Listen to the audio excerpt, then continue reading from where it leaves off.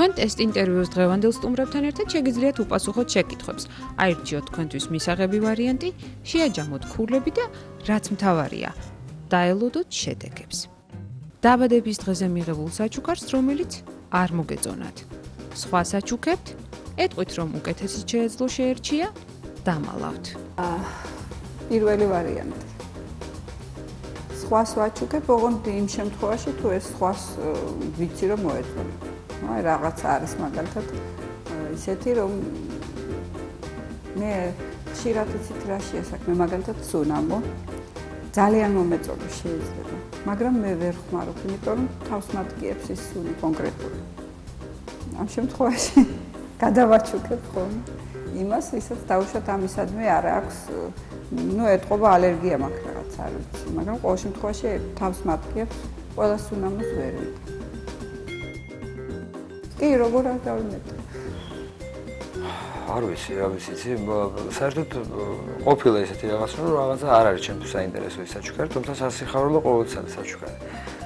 მაგრამ ამ შემთხვევაში ყოფილა ესე, რომ სხვისთვის მიჩუქებია. ყოველ შემთხვევაში ისე არ ვინახავ, რომ არ დავინახავ და რაღაცა ესე არა.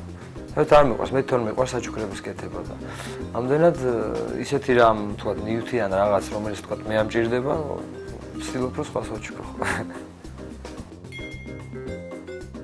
არა, ამას ვერავინ ვერ გზნობს ჩემს მეტი, რომ ეს თქვათ არ მომწონს. პირიქით რეკლამას უკეთებ, როგორც სხვას შუქნი, რომ ეს ძალიან კარგია. სხვის სახელზე შემთხვევით, თქვენთან მოსულ წერილს წაიკითხავთ და მერე გადასცემთ. მაშინვე ჩააგდებთ მის საფოსტო ყუთში, გადააგდებთ. არა, მეორე ვარიანტი, მაშინვე ჩააგდებთ მეზობლის ყუთში, იმიტომ რომ მან მიუტა სულაც. არა, როცა გადავხედავ და მივხვდები, რომ ეს ჩემი მისამართი არ არის, მისამართით გავუშვებ თავის დავაცხადებ. არა, მე არ ვარ თვითონ ესეთი ადამიანი, რომ თქვათ მაინტერესებდეს სხვისი რაღაც. მით უმეტეს სხვის წერილს მე არ დავიკითხავ არასდროს. არასდროს. თუ აღმოაჩენთ, როგორ უნდა ისაუბროთ ტელეფონის ავტომატზე ფულის ჩაგდების გარეშე, აცნობებთ, ძალიან ახლობლებს ეტყვით, თქვენთვის საიდუმლოდ შეინახავთ. უბილეთოდ გზავრობის პრინციპია. უბილეთოდ გზავრობა არ მეყვარდა არასოდეს, დიდი ხანი აღარ ვსარგებლობ ტრანსპორტით. რაღაცა მანქანით დავდივარ, მაგრამ არასოდეს არ მეყვარდა, როცა ფული ჩაგდება შეიძლებოდა და შეიძლება არ ჩაგეგდო, მე მაინც არ მეყვარს საერთოდ წესრიგის დარღვევა არ მეყვარს. ვცდილობ ყოველ შემთხვევაში. იმდენად დიდი ხანია მე თვითონ არ მისარგებლია ავტომატით და არც მგონია რომ მოქმედებს სადმე. და ამდენად არ ვიცი.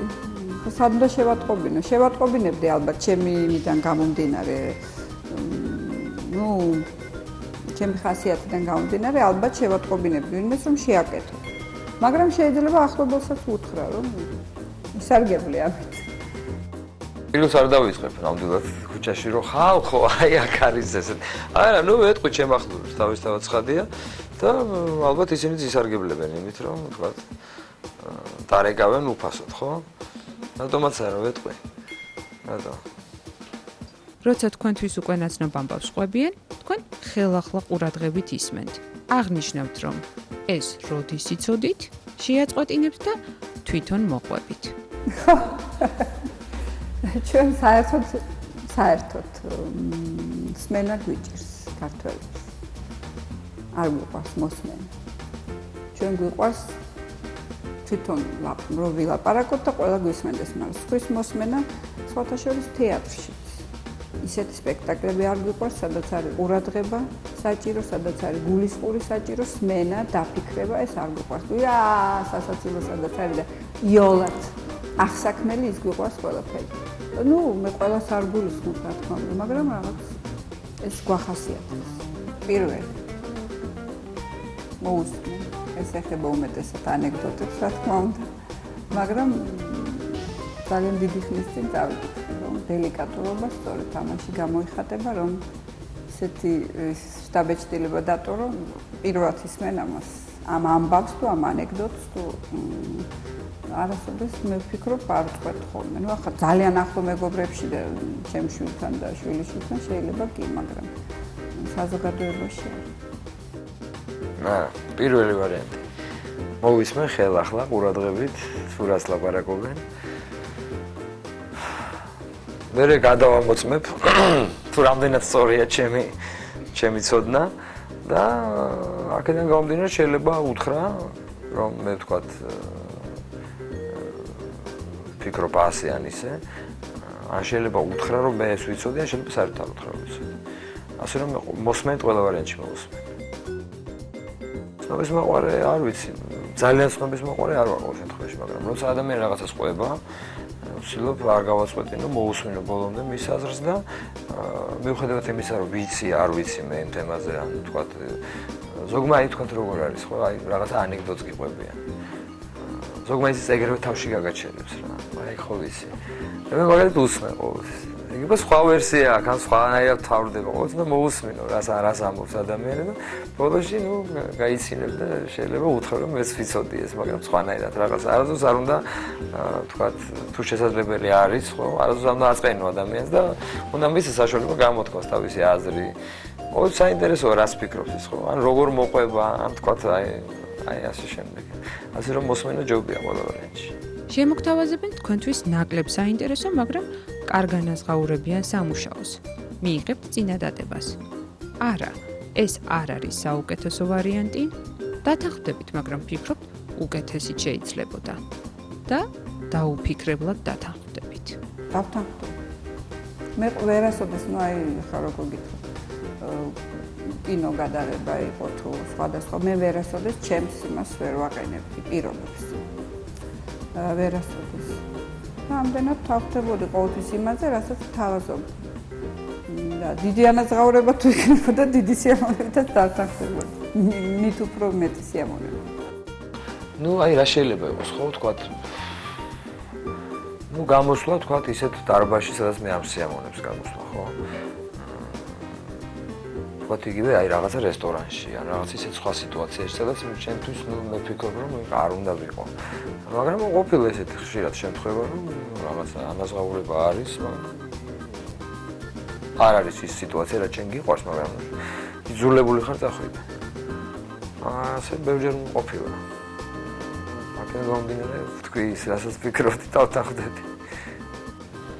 გააჩნია რა სამუშაოზე ლაპარაკი. ნუ რადიკალურად განსხვავებული ჩემი პროფესიიდან გამომდინარე, ალბათ არ დავთანხმდებოდი.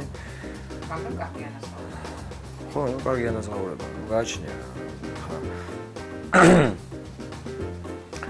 თუ ძალიან გიჭირს ადამიანს, შეიძლება ყველაფერზე დათანხმდე, მაგრამ ყველაფერზე ისიც არ თავისთავად ცხადია.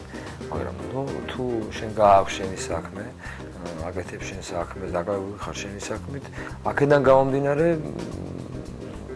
მე ჩემ პროფესიიდან გამომდინარე ალბათ არ დავთანხმდებოდი რაღაცა რადიკალურად სხვა საქმეს თუ შემოთავაზებენ, მაგრამ რაღაც ჩემ საქმეს რაც შეეხება, ამ საქმეში ნაკლებად საინტერესოს დავთანხმდებოდი. კარგი ანაზღაურებით, ალბათ.